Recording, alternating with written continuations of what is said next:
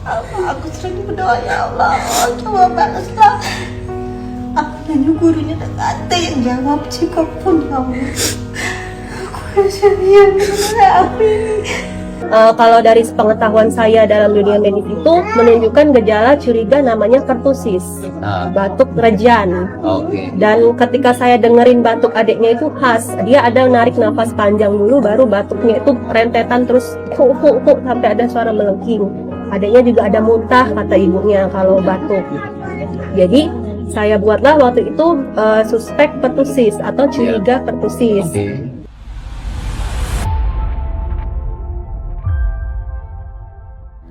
Sebelumnya viral di media sosial terkait dengan kondisi kesehatan adik kita Fatia, siswi SDN 150 Palembang yang matanya merah lebam.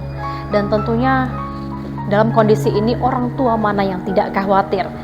Untuk itu kita akan mencari informasi dari pihak kepolisian terkait dengan hasil visum yang sudah dikeluarkan oleh pihak kepolisian, dan semoga catatan dari visum ini bisa memberikan informasi kepada kita dengan jelas, karena hingga saat ini kami belum mendapatkan konfirmasi dari pihak Puskesmas dan juga Rumah Sakit Bari yang langsung menangani kondisi Fatia ini.